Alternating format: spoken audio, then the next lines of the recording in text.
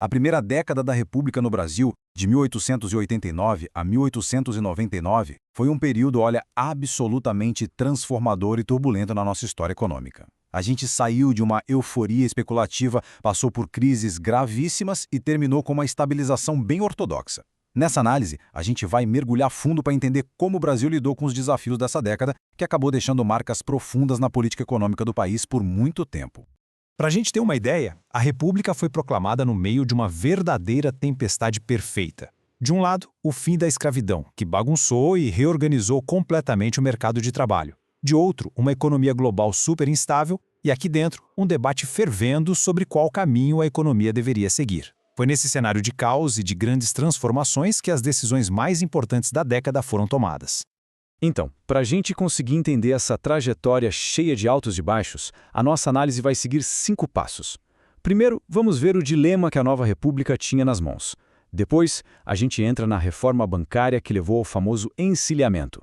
Na sequência, vamos analisar a crise que isso gerou nas contas externas do país, o acordo do Funding Loan de 1898 e, por fim, a gente discute o que ficou de legado desse primeiro grande plano de estabilização da nossa história. Bom, vamos começar pelo começo, claro. Qual era, afinal, o grande dilema da República recém-nascida? Que problemas econômicos urgentes o novo governo precisava resolver para ontem? A situação era bem complexa. Pensa só, com o fim da escravidão, de repente você tem uma massa de gente precisando receber salário. Isso criou uma demanda enorme por moeda, por dinheiro vivo. O problema? O sistema monetário era rígido, não acompanhava essa necessidade. Para piorar, o sistema bancário era minúsculo, quase inexistente. O número de 0,043 agências por 10 mil habitantes mostra bem isso. Faltava crédito. Além disso, a economia era agrícola, então a necessidade de dinheiro variava muito com as safras, o que causava crises de falta de dinheiro o tempo todo. E para fechar o pacote, o Brasil era um exportador de matéria-prima, super vulnerável aos sobes e desces da economia mundial. Nesse cenário, existia uma grande briga de ideias sobre o que fazer. De um lado, tínhamos os metalistas. Eles eram a turma do dinheiro forte, do padrão ouro. Para eles, a moeda tinha que ser lastreada em ouro, e o foco total deveria ser manter o câmbio estável e a inflação sob controle. Do outro lado, os papelistas. Eles pensavam diferente. Argumentavam que o Brasil precisava de mais dinheiro circulando para dar crédito e fazer a economia girar. E se para isso o câmbio desvalorizasse um pouco, bom, era um risco que valia a pena correr. Esse debate entre metalistas e papelistas foi o que moldou toda a política econômica da década. E no início, quem levou a melhor nessa disputa foi a visão papelista. É agora que a gente vai analisar a grande reforma bancária que tentou resolver a falta de crédito, mas que acabou gerando uma das maiores crises especulativas da nossa história, o encilhamento. A materialização dessa política papelista veio com a Lei Bancária de 17 de janeiro de 1890, do então ministro da Fazenda, Rui Barbosa. A lei foi, para a época, uma medida radical. Ela simplesmente descentralizou a emissão de dinheiro, ou seja, autorizou vários bancos regionais a emitirem papel-moeda sem a necessidade de lastro em ouro. O objetivo era claro, inundar a economia de liquidez e crédito para dar um empurrão na atividade econômica logo no comecinho da República. Essa citação do próprio Rui Barbosa ajuda a gente a entender a mentalidade por trás da reforma. Havia um medo real de que, sem uma injeção de dinheiro, a economia da República já nasceria morta, com um colapso gigantesco. A reforma, então, foi pensada como uma medida de salvação, uma aposta ousada para garantir que o novo regime sobrevivesse. E os acontecimentos se desenrolaram muito, mas muito rápido. A lei saiu em janeiro de 1890. Em setembro, a quantidade de dinheiro circulando já tinha aumentado 40%, e a especulação na Bolsa de Valores explodiu.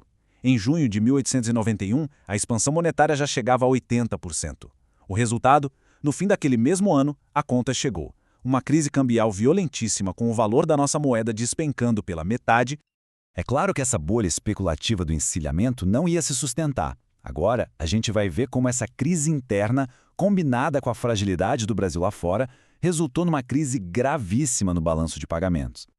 O número central para a gente entender a dimensão do encilhamento é esse, 80%. A quantidade de papel-moeda na economia aumentou 80% em apenas um ano e meio. Essa expansão monetária sem lastro nenhum criou uma euforia artificial que levou à criação de um monte de empresas de fachada e a uma especulação totalmente fora de controle no mercado de ações.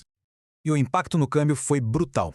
Essa tabela mostra bem o tamanho do tombo. No comecinho de 1890, R$1.000 comprava uns 24 pences da libra esterlina. No final de 1895, comprava só 10. Ou seja, a nossa moeda perdeu mais da metade do seu valor frente ao mundo.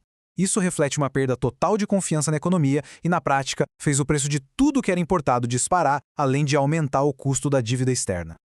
E o gráfico aqui mostra como as contas externas foram se deteriorando. O déficit em conta corrente, que é basicamente a diferença entre o que o país gasta e o que ganha do exterior, mais do que dobrou de 1895 para 1896. Isso significa que o Brasil estava cada vez mais dependente de dinheiro de fora para fechar as contas. O país estava caminhando perigosamente para a beira da falência. Com a corda no pescoço e a ameaça de um calote iminente, o governo teve que partir para uma solução drástica. É agora que a gente entra na análise do famoso Funding Loan de 1898, o acordo que reestruturou toda a dívida externa brasileira. É importante entender que o Funding Loan não foi só um empréstimo novo. Foi, na verdade, um grande e complexo acordo para renegociar toda a dívida externa, liderado pelo poderoso Banco Rothschild. E a troca era a seguinte: os credores davam fôlego para o Brasil, uma moratória, e em troca o país se comprometia a fazer um ajuste macroeconômico extremamente severo. Esse acordo se baseava em 4 pilares. Primeiro, a moratória. O Brasil ganhou uma folga de 3 anos sem pagar os juros e 13 anos sem pagar o principal da dívida, um alívio imediato. Segundo, a consolidação. Todas as dívidas antigas foram trocadas por títulos novos. Terceiro, a garantia, e essa foi a parte dura, as receitas da Alfândega do Rio de Janeiro foram dadas como garantia aos credores. E por último, o quarto pilar, o compromisso de botar a casa em ordem com um programa de ajuste fiscal e monetário muito rigoroso. E assim a gente chega na nossa última sessão.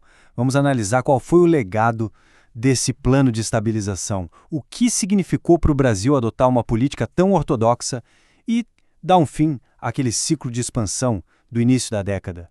O responsável por colocar esse plano de ajuste de pé foi o ministro da Fazenda Joaquim Murtinho. A gestão dele foi o exato oposto da gestão do Rui Barbosa. Se o Rui Barbosa abriu a torneira do dinheiro, o Murtinho veio e fechou essa torneira com toda a força, implementando uma política de contração radical para tentar restaurar a estabilidade da economia. E as consequências desse ajuste foram enormes. O governo literalmente queimou papel moeda para diminuir a quantidade de dinheiro em circulação. Isso, claro, secou o crédito na praça, o que levou a uma onda de falências de bancos e empresas. Foi um remédio muito amargo, com um custo social altíssimo. Mas, por outro lado, a política funcionou. O câmbio finalmente se estabilizou e até começou a se valorizar. E o Brasil conseguiu restaurar sua credibilidade no mercado financeiro internacional. Se a gente olhar para essa década de 1890, ela foi um verdadeiro laboratório. A gente pode dividi-la em 2 partes bem claras. A primeira metade, em 1890, foi a da aposta no expansionismo, no crédito fácil, no risco e na especulação. A segunda metade, a partir de 1898, foi a da cura, com contração monetária, arrumação das contas públicas e a busca pela estabilidade a qualquer custo. 2 políticas opostas testadas na prática em menos de 10 anos. Isso tudo nos leva a uma reflexão final. Será que o trauma do encilhamento, seguido por essa estabilização tão dura, acabou criando um viés conservador na nossa política econômica? Será que foi ali que nasceu o famoso padrão brasileiro de voo de galinha, com ciclos de crescimento seguidos por freadas bruscas de arrumação? Essa tensão, essa briga entre priorizar a estabilidade ou priorizar o desenvolvimento que ficou tão clara nessa década, parece que continua sendo um dos dilemas centrais da nossa história econômica até hoje.